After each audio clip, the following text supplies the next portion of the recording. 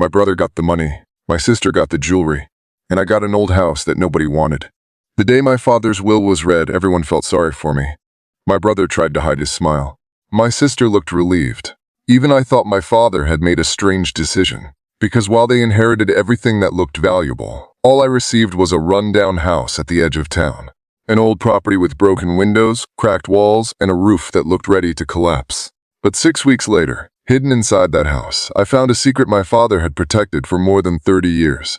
A secret that explained why he gave my brother the money, why he gave my sister the jewelry, and why he made sure the house belonged to me.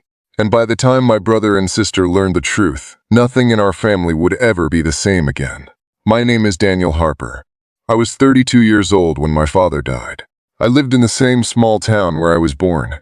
It wasn't an exciting life, but it was a peaceful one. I worked as a mechanic, rented a small apartment, and tried to stay out of trouble.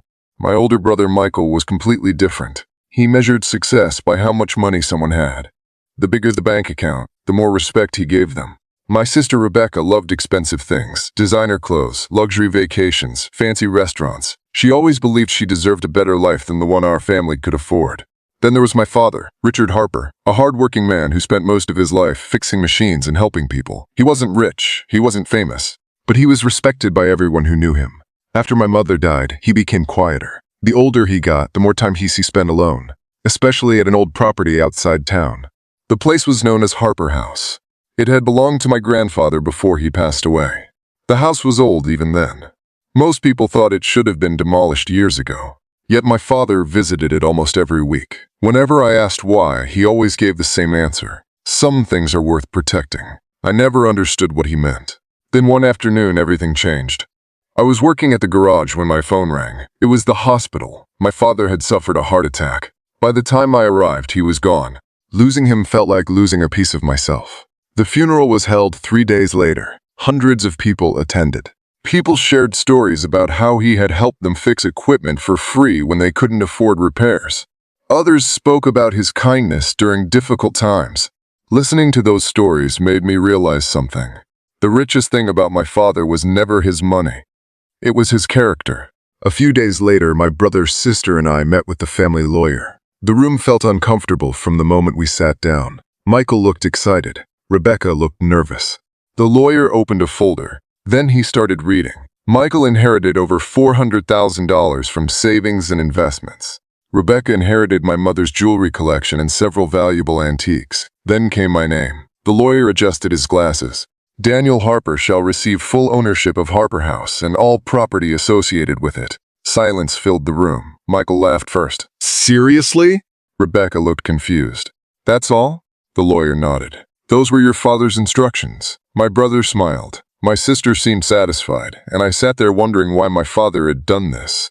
After the meeting ended, Michael pulled me aside. You got the short end of the stick, little brother. Rebecca agreed. If I were you, I'd sell that place immediately. Maybe they were right, but something inside me refused to sell it. That house mattered to my father, and if it mattered to him, then it mattered to me. The following weekend, I drove out to the property.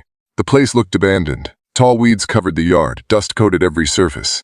The wooden floors creaked with every step. For hours I cleaned room after room, old furniture, broken lamps, boxes full of junk. By sunset I was exhausted, but I also felt strangely connected to my father, almost as if he were still there. Over the next month, every free day was spent restoring the house. Slowly, it started looking better. One afternoon, while removing damaged shelves from a storage room, I noticed something unusual. The measurements of the room didn't make sense. The outside wall was longer than the inside wall. At first, I ignored it. Then curiosity got the better of me. I grabbed a tape measure, checked again. The numbers confirmed it. There was empty space hidden behind the wall. My heart started racing. The next day, I returned with tools. Carefully, I removed the old wooden panels. Behind them was a narrow doorway. A doorway nobody knew existed. Dust covered everything. The air smelled stale. Using a flashlight, I stepped inside. The hidden room was small, maybe 10 feet wide. Inside stood a wooden desk, a metal cabinet, and dozens of sealed boxes. For several seconds, I simply stared. What was all this? Why had it been hidden? Then I noticed something sitting on the desk. A single envelope. My name was written on it. Daniel. My hands trembled. I recognized my father's handwriting immediately. Slowly, I opened the envelope. Inside was a letter. The date showed it had been written 2 years earlier. I began reading. If you are reading this, then I am no longer here. And if you found this room, it means I made the right choice. I left this house to you because you are the only person I trust to understand what is inside. My chest tightened. I continued reading. For many years, I carried a secret that could have changed our family's life. But some truths are dangerous in the wrong hands. I stopped. Read the sentence again. What secret? My eyes moved down the page. And that's when I saw the words that changed everything. Your grandfather was not the man everyone believed he was. I froze. My grandfather had died before I was born. Everything I knew about him came from family stories. But according to my father's letter, those stories were incomplete. Very incomplete. The letter continued. Inside the cabinet, you will find journals and documents. Read them before making any decisions. When you understand the truth, you will understand why I protected this house. I looked toward the cabinet. Suddenly, it felt far more important than any amount of money.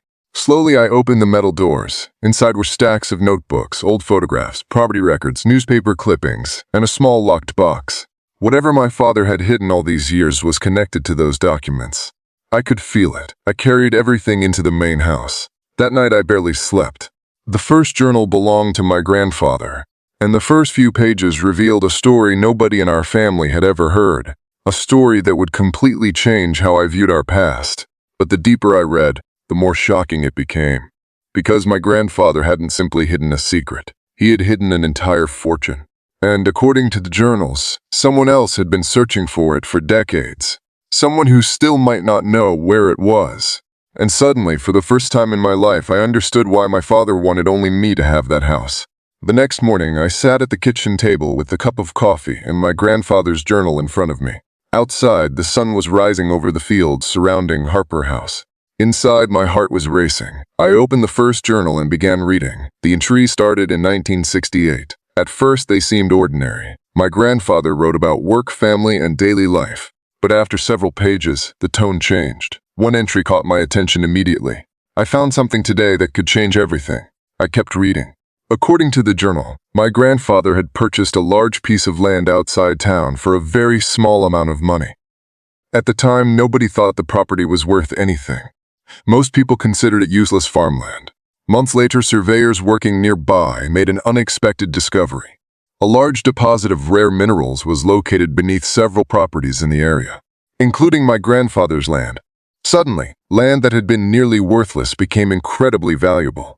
But before my grandfather could benefit from it, powerful businessmen began trying to buy the property. Some offered large sums of money. Others used threats. One journal entry described strangers showing up late at night. Another mentioned people following him around town. Then I found the entry that explained everything. My grandfather had refused every offer. Instead of selling, he secretly transferred ownership of the land into a legal trust protected by documents that only he knew existed. He feared that if the wrong people gained control, they would take everything. For years, he kept the location of those documents hidden. Then he died unexpectedly. The secret passed to my father. I spent hours reading every page. By evening, I understood why my father had protected the house. The documents hidden in the cabinet proved that our family still legally owned a significant portion of that land that was now worth millions. My hands trembled as I read the estimated value. My brother had inherited $400,000. My sister inherited jewelry worth perhaps $50,000. But the land connected to those documents was worth many times more. That was when I opened the locked metal box. Inside was another letter from my father. This one was much shorter. Daniel, if you have reached this point, you know the truth. The land was never the most important part of this story. Character was. Your brother values money. Your sister values possessions. Neither is bad for wanting those things. But greed changes people. I needed to know this secret would remain in the hands of someone who values people more than wealth. That person is you. I sat silently for several minutes. For the first time since his death, I felt as though my father was speaking directly to me. A week later, I met with the family lawyer again. I showed him every document. His eyes widened as he reviewed them. For 2 days, his office verified everything. The trust was legitimate. The ownership records were valid. The land belonged to our family. News spread quickly. Too quickly. 3 days later, Michael appeared at my door. He didn't even knock. He stormed inside carrying a copy of one of the property reports. Tell me this isn't true. I remained calm. What part? The land. I didn't answer. His face turned red. Dad knew about this? Yes, and he left it all to you. He left me the house. Michael laughed bitterly. You know exactly what I mean. For years, my brother had believed money solved every problem. Now, for the first time, he wasn't the one holding the biggest prize. 2 days later, Rebecca arrived. Unlike Michael, she wasn't angry. She was hurt. Why didn't Dad trust us? The question stayed with me. Because honestly, I didn't know. Maybe my father wasn't testing us. Maybe he simply knew our personalities. Maybe he believed each of us needed different things. Over the following weeks, tension grew between us. Michael called constantly. Sometimes he demanded a share. Other times he tried convincing me to sell everything. Rebecca mostly stayed quiet. Then something happened that changed the situation. The lawyer discovered an additional document hidden among the records. A handwritten statement from my father. It had been notarized years earlier. In it, he explained his reasoning. He wrote that all 3 of his children would eventually benefit from the family's legacy, but only if they chose family over greed. Attached to the statement were detailed instructions. If the land was ever recovered, Daniel Harper would become trustee. However, profits generated from future development would be shared equally among all 3 siblings. I read the document twice, then a third time. My father had planned everything. He trusted me to protect the legacy, but he never intended for me to keep everything for myself. When Michael learned the truth, he became very quiet. For the first time in months, he didn't argue. He simply sat across from me. I guess Dad knew what he was doing. I smiled. Looks that way, Rebecca cried when she read the statement.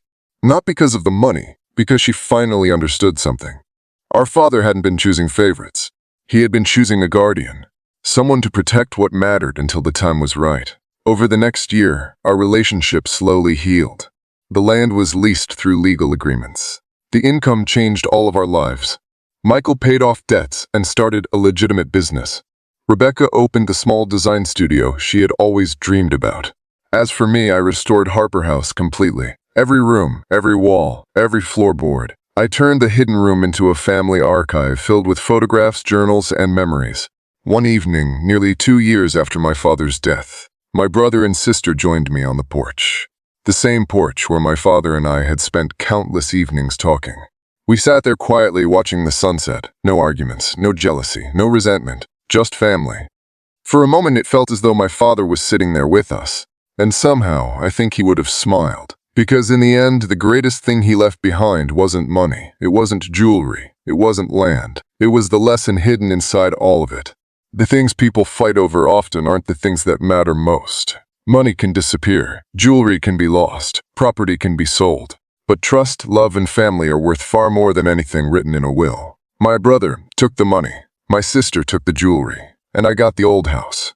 But what my father really gave me was responsibility. The responsibility to protect our family's story and bring us back together when we needed it most.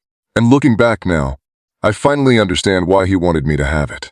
Sometimes the greatest inheritance isn't the thing that looks most valuable. It's the thing that teaches you what truly is. And that's a lesson worth more than any fortune in the world.